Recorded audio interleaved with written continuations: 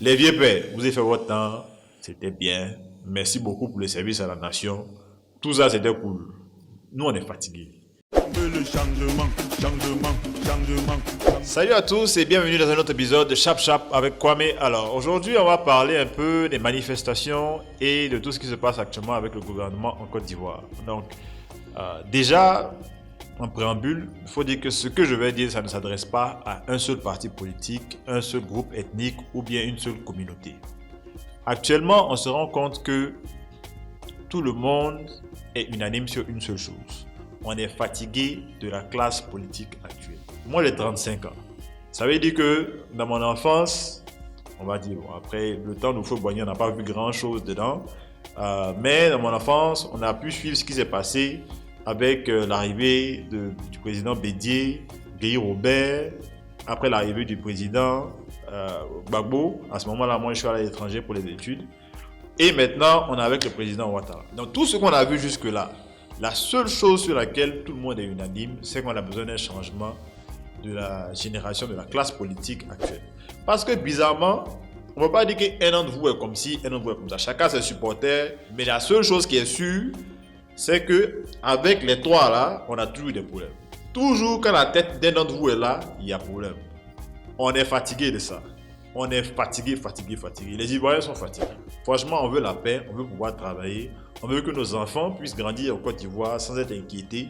On ne veut pas avoir peur à chaque élection. On ne veut pas avoir peur chaque fois qu'il y a un truc politique, qu'il y a une élection municipale, une élection législative. On est fatigué de ça, honnêtement. Nous qui avons eu la chance, l'opportunité d'aller à l'étranger, on ne veut pas quitter notre pays encore. On est revenu là.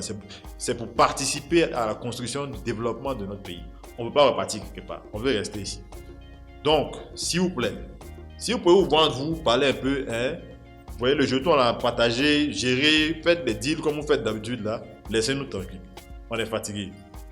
Deuxièmement, les Ivoiriens, surtout les jeunes comme nous, on ne va pas aller se jeter pour vous. Honnêtement, hein, franchement, c'est fini. Si vous voulez marcher, vous souhaitez vous marcher. Si vous avez trouvé un groupe de gens qui veulent marcher aussi pour vous, ils n'ont qu'à marcher. Mais pour dire que nous tous, on va se lever pour dire on va lever quelqu'un au pouvoir, il ne faut pas compter sur nous. Hein? Chacun a le droit de marcher. Ça ne veut pas dire que ce que les gens revendiquent, c'est mauvais. Hein? On n'a pas dit ça. Chacun a le droit de revendiquer ce qu'il veut. Franchement, marcher, c'est un droit citoyen. Je pense bien que c'est dans la Constitution. Les gens ont parlé de l'article 20. Je n'ai pas vérifié moi-même, mais je pense bien qu'on a le droit de manifester pacifiquement. Mais nous, on ne va pas donner notre poitrine pour vous. Ça, c'est fini, ça. On se rend compte que vous êtes en train de nous manipuler. Parce que quand on s'en va à l'hôpital, on s'en va à l'université, qu'il n'y a pas place, ou bien les amphithéâtres, c'est pourri là-bas. Là. On ne demande pas qui est FPI, qui est RHDP, qui est PDCI. Nous tous, on est dans le même rang-bas. Donc, franchement, ce n'est pas maintenant là, vous allez dire que quelqu'un n'a qu'à sortir pour vous. Franchement, on est fatigué.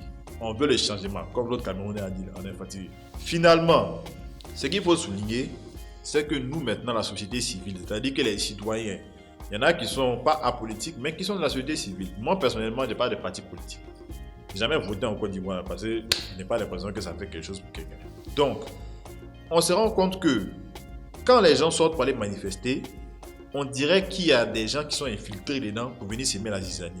Vous voyez, ça commence toujours pacifiquement et puis un coup, on ne sait pas qui est, mais un coup, il y a une histoire de lapidation, de machettes, de quoi qui sont dedans. Ce n'est pas tous les Ivoiriens qui sont comme ça. Donc, on entend épandre qu'il y a quelque chose qui ne va pas.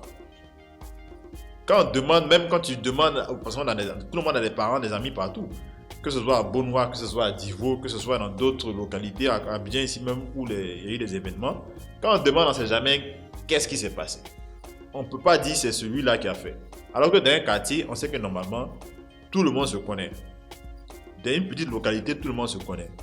Si ce n'est pas quelqu'un qui est quitté ailleurs pour venir mélanger, on va savoir c'est qui. On n'a pas parlé d'un parti en question. Ça peut être des deux côtés. Mais les Ivoiriens ont l'impression que vous les manipulez pour essayer de nous diviser encore. Comme ça, quand l'élection arrive, on va dire non, ceux-là, ils sont contre vous. C'est ceux-là qui font ça. En temps, c'est les Marocs qui sont venus au milieu pour créer des tic-tangos, machin. Avant qu'on se rende compte, on dit non, c'est lui-là, c'est Mamie, c'est l'auto, tout le monde est fâché. On n'arrive même pas à savoir d'où c'est venu. Et ça m'envoie à un autre point encore.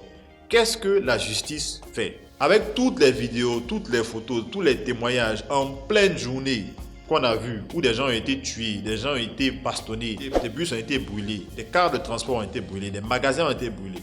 Si c'est la nuit, mais on peut dire peut-être, bon, dans la nuit, On ne sait pas trop ce qui s'est passé, les autorités ont été ils ont été surpris par des événements, on peut comprendre.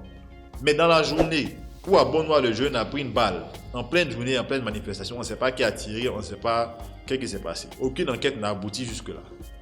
Qu'est-ce que la justice fait? Ou bien il n'y a pas de justice en Côte d'Ivoire ici. Le procureur adjoint a fait une conférence de presse, ils ont dit qu'ils attendent encore des éléments de preuve, plus de preuves. Je ne sais pas de quelle autre preuve ils ont besoin encore. Par contre, les gens de l'opposition, là, on les a vite repérés dans des hôtels à Yopou qu'on les a arrêtés, chap. Mais ceux qui ont commis des exactions en plein jour, là, eux, bizarrement, on n'a pas pu les arrêter. On ne dit pas qu'il y a des histoires de complicité, bien c'est la faute de quelqu'un en particulier. On dit qu'on veut la justice. Quel que soit le camp ou l'appartenance ethnique ou la communauté de ceux qui ont brûlé des bus, qui ont tué des gens, qui ont brûlé des maisons, des magasins, qui ont détruit les biens d'autrui ou qui ont porté atteinte à la vie d'autrui, ces gens-là doivent être arrêtés. On a besoin de justice. Parce que c'est ce même manque de justice-là qui a fait qu'aujourd'hui, les gens ont toujours le même ressentiment, les mêmes sentiments de haine, les mêmes sentiments de désaccord, de mésentente. Et on a encore le même point aujourd'hui. S'il vous plaît, ayez pitié de nous. Nous, on aime notre pays. On est prêt pour notre pays. On est prêt pour nos frères. Tout le monde a des amis de différentes ethnies, de différentes communautés. On ne veut plus tout ça là, pardonnez. Aidez-nous à pouvoir contribuer au développement de notre pays. C'est tout ce qu'on demande. Jusqu'à la prochaine fois, que Dieu vous garde. On est ensemble.